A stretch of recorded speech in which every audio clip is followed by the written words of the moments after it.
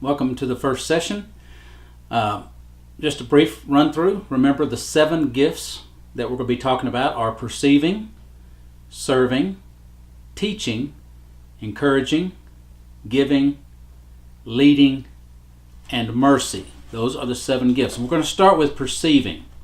So perceiving is to become aware of or to know. It is to identify by means of the senses. It's to recognize or to discern or envision and understand. So those are the different definitions, the different explanations of the word perceive. So now perceive, as we talked about in the introduction, is part of the speaking category. Remember, we've got 2 categories, speaking and doing, and perceiving is part of the speaking category. Now, perceivers have a keen sense of right and wrong. They're very black and white. It's because of this sense of right and wrong that perceivers hold a very high standard. They have very high standards because they know what's right, what's wrong. In fact, they can be pretty harsh about it, pretty belligerent about it. We'll talk about the cons later. They tend to be perfectionists because of their high standards and often become their own worst critics. In some cases, perceivers do not realize their gift, and they can become very critical of other people and or situations which emerge as a pessimistic attitude. So I can address this. This is my number 2 gift. My number 1 is teaching, number 2 perceiving, number 3 is leading. So before I understood, not before I understood, but I have to guard against, because I see things as right and wrong, black and white. Because I see those things, then I have this tendency to be highly critical. So I have to guard against that.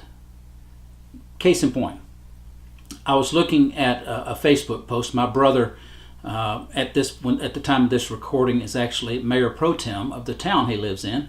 Small town, about 5,800, 6,000, something like that. And so he's mayor pro tem. And so he had visited a restaurant that had just opened in the community. And so he did a Facebook post. And so he put a picture of the outside of the menu on it and was talking about it. Well, when I looked at the picture, I looked at the post, I didn't read the words because the very first thing I saw was they misspelled the name of the town. That's what I saw. Now, it was actually on, the name of the town is actually in the name of the street. So, it was the same name, but they got it right on the street name, but they got it wrong on the city name. So I did a post and I said, you'll have to forgive me. This is my gift. This is what I do. But I noticed they misspelled the name of the city wrong. And my brother replied back and he said, oh, you're right. But I just noticed that they got it right one time with the name of the street because it's the same name. I said, oh, yes, they did. Thanks for pointing that out to me. And I was just trying to be gracious and that sort of stuff. Yes, they did get it right, that sort of thing. And then I said, do they serve breakfast? And my brother responds back and he says, apparently you didn't read my post. Well, I didn't, because I saw the mistake. I saw the error. And his post was, enjoyed a nice breakfast at the new restaurant. So that's a prime example of people with the perceiving gift. They see right and wrong. I can find whatever's wrong in any situation. So it tends to make me appear critical. I have to guard against that. I have to really watch it. It's a gift that's given to me for a purpose, but I have to really guard against it. Now, this is a form of discernment, this perceiving. The primary function of this gift is to reveal information the perceiver has discerned in a way that it will help others. So it's given to us, it's part of our DNA, it's given to us so we can help others. Because some people can't see the error, some people can't see the misspelling, some people can't see those things, and so that's why the perceivers are there. They're to see things, and we'll talk about this in a few minutes about working in the corporate environment. Work in perception to the extent of their perceptibility. They work in so what I'm saying is the person with the gift of perceiving must work within the limits of that gift. So some can perceive more than others. So don't try to overextend yourself, but work inside of it. Don't ever overextend the giftedness. They have the ability to interpret things from the past and present, plus sense what will happen if the future course doesn't change. So I was used in the corporate environment a lot because my boss recognized this. I told him about it, and he recognized it as well. And so we would look at things. He would have me look at processes and procedures, and we'll talk about that later in a different gifting, but it would look at things that are going on, and he would say, what is your assessment of this? What do you see could be the pitfalls of this? What could be the problems? I was in the commercial insurance underwriting business. So in insurance, you have to be able to see what could possibly go wrong. It was a perfect fit for me because, if I could see what was going to be wrong, I could look at a building, I could look at a company, and I could see what the possibilities were, where the risks were. And so it helped a lot in writing insurance and that sort of thing. So having that perceiving gift was beneficial there. Now, see, the information is not always positive and well received. That's where we have to be very careful as a perceiver. It's not always going to be, everybody's not going to enjoy the fact that we're pointing out what's wrong. So we have to kind of sandwich it with good stuff. And so, make the bad news sandwich and kind of that sort of thing. But we have to, sometimes we can appear blunt and direct, and sometimes, inconsiderate of others' feelings. So we have to guard against those things. So we have to guard particularly when we're sharing this information with people of other manifestational gifts. We have to understand that they're going to process our information differently than we do. See, it's just facts to us. It's not emotional. It's not anything like that. It's just facts. This is the way it is.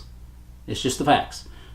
But others are going to perceive it more emotionally. Others are going to perceive it differently. So we have to understand them. That's why we want to understand all the other gifts, is understand them so that we can present it to them in a different way. Now perceivers are typically very loyal friends. They have very deep relationships, loyal friendships, and they don't have very many friends. That's the thing about perceivers. They don't have very many friends, because they make them mad and run them off. Well, maybe not, but I'm just saying, because of the fact that their standards are so high that their friendship, their circle of friends is going to be pretty small. So we have to guard against, alienating people and that sort of stuff. So people with this gift, now this is where we're doing the comparison with the body. People with this gift are the eyes of the group. They're the eyes of the body. They have insight and intuition about people and situations. There are times when people with a perceiving gift are going to say, you want them to help in your hiring process because they can perceive things about people that some other people may not. When someone comes in for an interview, they can hide some things from people, but a perceiver, someone that's got the motivational gift of perceiving, they're going to know. They may not know exactly what it is, may not know, what the pinpoint it, but they can say there's something not quite right. I've done that so many times with my wife. We're in situations, we meet people, the boyfriend or girlfriend of a loved one or what have you, and I've told my wife in private later, I said, there's just something not quite right about that person. And sure enough, eventually it would come out that there was something, a flaw, fatal flaw with the relationship and with that person. And so we just have that ability. So we have a sixth sense. Those with the gift of perceiving have a sixth sense. So it's not necessarily, your five senses, but that perceiving, that discerning kind of thing. Now, we're motivated to reveal immoral motives, attitudes, and or actions. We're very justice minded. So if someone's doing something that's not right, something immoral, that sort of stuff, we just are compelled to point it out. We have to point it out. Sometimes it's not a good time to do it. You have to watch when you do it and who you do it to, who you tell people about what you see. But you have to just, that's one of the things about growing in this gift. So now, the motivation for a perceiver is they say what they think and they declare the truth. They say what they think, they declare the truth, right or wrong. They see things black and white, and they're all about quality control. All about quality control. So, the pro, or the good parts of those with the motivational gift of perceiving, is they see right to the heart of an issue. They are motivated to reveal what is true. They're concerned with revealing the other person's motives, and they have a natural discernment. These are the good parts. Of course, there can be bad points about those good points, but here's the drawbacks, the cons. It's hard to keep silent when they feel truth is being twisted or hidden or offended. Whenever you believe, as a perceiving person, when you believe that truth is not being spoken, it is so hard to bite your lip and not say anything. Sometimes you've got to. Sometimes you're supposed to do it. Sometimes you need to say something. But a lot of times it's a sense of time and place. It's a matter of time and place. So knowing who to say it to, and what exactly to say and how to phrase it and that sort of stuff. So that's what a perceiver do. They just can't hardly keep quiet. They usually lack tact. People with perceiving gift usually lack. This is where my weird feeling came in, because I was very blunt. I offended people so easily. I didn't have very much tact, and my dad was just this really kind, gentle, patient person and this sort of stuff. And I was just exactly opposite. So it's like, I had no point of reference. Nobody else in my life that I was close to, because I was all close to my family, was like me.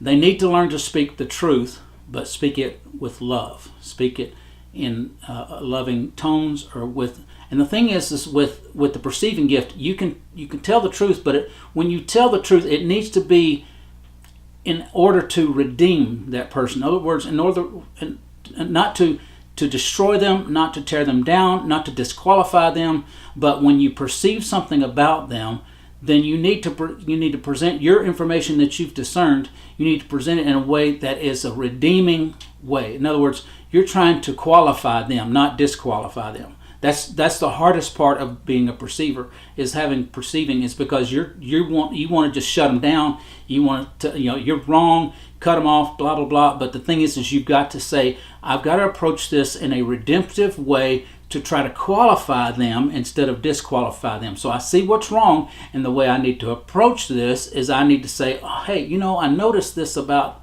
what you were doing or what you were saying, and what we might want to do is we might want to look at this approach. We might want to look at saying it this way, or looking at this part of it, because this is actually how it really is, and not trying to destroy them, discredit them, but trying to empower them. So we need to empower people and not destroy them. So that's part of our gifts that we need to do. They need to know when to speak. Those with the perceiving. This is still part of the drawbacks, the cons. They need to know when to speak. When to speak. I'm a Texan, so forgive me. Also, they need to know the proper channels of who to speak to. So they've got to figure out who they need to share this information with. So we have to understand that this gifting is for a purpose. It's not well received sometimes, and most of the time it's because of the way we present the information, the way we present what we've perceived. We don't present it well. And so we have to understand that when we perceive something, when you as a perceiver, and I'll just say we because it's me, the ones that I'm not strong in, I'll say those, they. But because of the fact that we need to learn to present it in a way that is going to build people up instead of trying to destroy them. A lot of times we're trying to prove with the perceiver, a lot of times it's about making ourselves look good. I know in my case it was, okay? So let's make a generalization. In my case, when I saw something wrong, it made me feel like I was better than someone when I pointed out their flaws. Now that's just not good, and I suffered a lot because of that, because I was constantly pointing out wrong things and wrong information to people. Then I wasn't trying to build them up. I was just trying to prove them wrong. And that's just and it comes with maturity. It came with, maturity as well. As I got older, I got a little more compassionate. As I've been through more things, I've been more compassionate, and I don't have as many black and white issues in my life. There are some gray areas. Believe it or not, there really are some gray areas, because each individual circumstance can be different.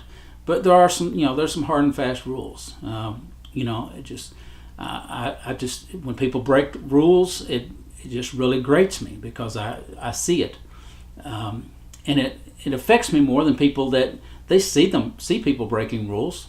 It doesn't bother them as much as it does me, because hey, that's the rule. That's just how it is. With the perceiving person, it's black and white. This is how it is. This is the rule. And when people start breaking rules, we tend to look at them in a light and say, and get really upset about it. And traffic laws especially, really, I'm forever talking to people when I'm driving. My poor wife, I carry on conversations with people in other cars more than I do with her sometimes, because I'm just talking, because they're doing things that are against the rules. They're doing this, and it's not really affecting me. I mean, they may cut me off or something like that, but it's not going to stop me from getting where I'm going. Unless they run into me, it's not going to stop me from getting where I'm going. I'm still going to get there. But because of the perceiving gift, and then other gifts are strong in me, I let them have it. I'm just, and I'm not proud of this. I'm not saying that's how you should be. I'm just saying that's what happens to me naturally. I try to guard against it. I try to bite my lip. I try to be kind and that sort of thing. But it's just one of the things that happens when you've got this right and wrong thing inside of you, and you see it. It just bugs you when somebody doesn't do stuff right, and it may not even be a law that's really that big of a deal, It's just keep a little bit of order, but it's like it's a law, it's a rule. You've got to follow the rules, But when I break the rules, it's a different case. It's a different thing. So, that's just kind of how it is. So there's no compassion, in someone that's unimproved, someone that hasn't grown as one with the motivation gift of perceiving. There's no compassion. So you have to learn that compassion. You have to learn to temper what you say and what you see, and realize people have issues. People are going through different things. They may have had a bad day. They may have gotten some bad news from the doctor or a family member or something, and they're just not thinking. They're just on autopilot. And so we've got to start taking those things into consideration. So that's I'm talking more about the perceiver because I am one, so I can talk more authoritatively on it. But so anyway, let's move on to the jobs and careers and activities that go along with this motivational gift. And there should be in your notes should be a table there, and we'll go over some of these. I may just brush over some of them. Some of them may not necessarily be a specific job. It may be like an area or something to operate in. But an advocate, someone that is an advocate for an organization because of the fact that they see things black and white, they're going to be passionate about it. An announcer, that's interesting. An announcer, because an announcer, they've got to be able to see things, make quick judgments on things, but they have to also be sure to have quick filters too. They can be a catalyst. In your organization, if you have someone that's a perceiver, they can be a catalyst. They can be your visionaries. They can be the people that see up ahead and that sort of thing, depending on the other gifts that they have. They're change agents. They are, if you need something changed, a person with a perceiving gift, they're your person. They're the ones going to help you make change. They're good crisis managers because they can make quick decisions. They can make quick judgments and make judgment calls. An editorialist, because we see what's right and wrong. We see the wrong. They can work in the emergency field, emergency services. Entrepreneurs, they're really good entrepreneurs because they make quick decisions, they can see things and that sort of stuff. Marketing, good in marketing.